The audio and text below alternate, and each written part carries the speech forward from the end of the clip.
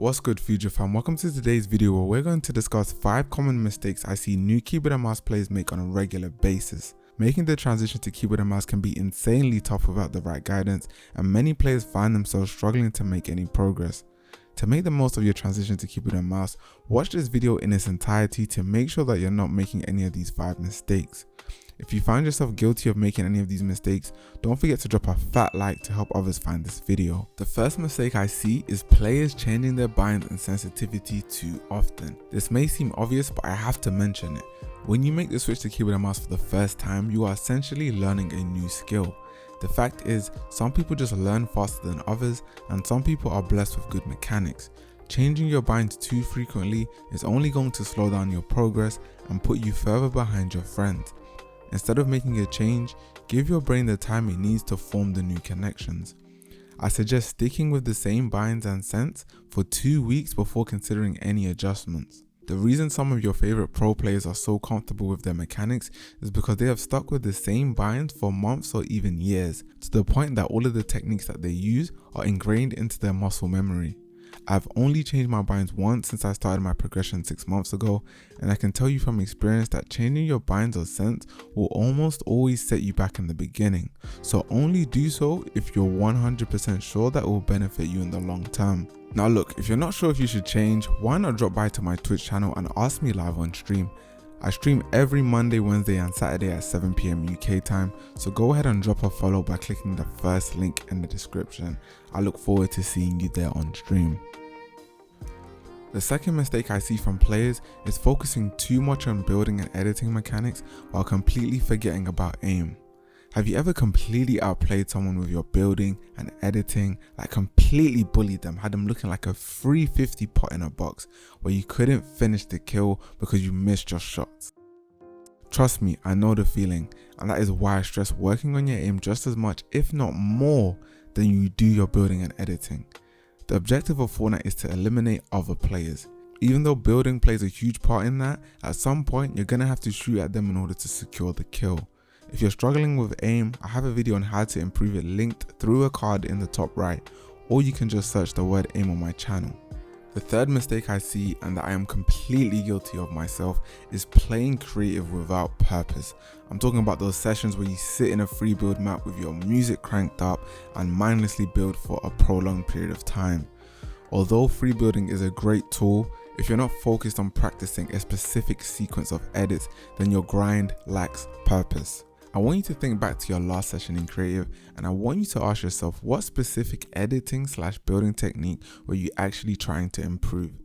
If you can't remember, then that's probably because you weren't practicing mindfully. A lot of you comment under my videos saying that you don't have a lot of time to play, so how can you improve on only 2 hours a day, for example? You need to understand that your brain will create stronger connections when in a focused flow state instead of a distracted, mindless state. Playing for a shorter amount of time is actually an advantage, since you can focus intensely for those 2 hours and really form strong connections that wouldn't form deep into a long session. So the next time you load up Fortnite, practice 1 or 2 sequences with purpose and watch your progress skyrocket. The fourth mistake I see early on for new keyboard and mouse players is the tendency to avoid playing pubs or arena, which I've never understood, by the way. I know it can be nerve-wracking coming up against other players where the stakes are a little bit higher, but at some point you have to apply what you've learned in creative against real opponents.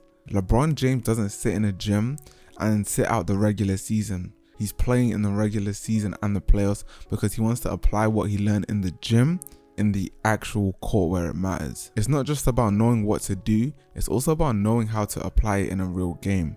As many of you guys saw in my 1 week progression video, I was playing in pubs as early as the 2nd day.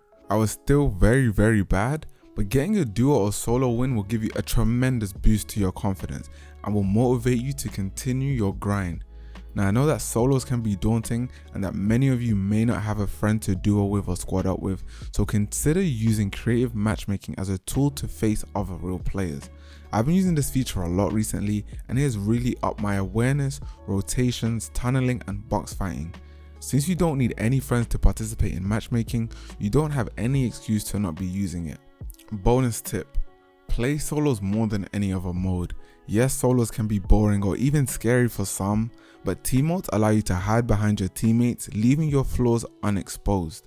The real learning experience comes from your performance in solos.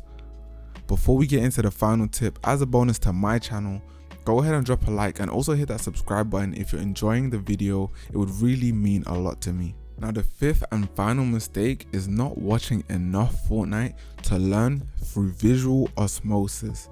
Now you're probably thinking, what's visual osmosis? Basically, it's when you watch something and you learn just through watching, okay? I know this is like a very common thing, but I know it's a complex word, so I just wanted to explain it. But you can watch a lot just through learning. It doesn't have to be an educational video, but just watching someone play, you can pick up on their techniques. Now this one is really reserved for those that want to play at an extremely high level, so that's why I put it at the end of the video. I went through a period where I didn't watch any Fortnite and I felt as if my skill hit a plateau on keyboard and mouse. I wasn't watching anyone who was better than me. I wasn't watching anyone at all, to be honest, so I wasn't picking up on any new techniques to add to my game. Furthermore, I lacked motivation since I wasn't watching anybody play at a pro level. For any of you that participate in sports, I'm sure you know the feeling when you watch your favorite players play. The same can be said for Fortnite. Whether it's Benji Fishy or Unknown Army, watching someone else play can really take your game to new heights. Look, that's it for the video guys, but if you stuck around to the end, I do have a few minor announcements. If my videos just aren't enough and you need further help, I am considering offering an hour and a half of coaching during the month of August for the price of £5 if there is enough demand. If you are interested in getting coach, comment coach Fuja below. It's around $7 as well, I forgot to mention that. But yeah, comment coach Fuja below and I'll look into setting up an official coaching schedule.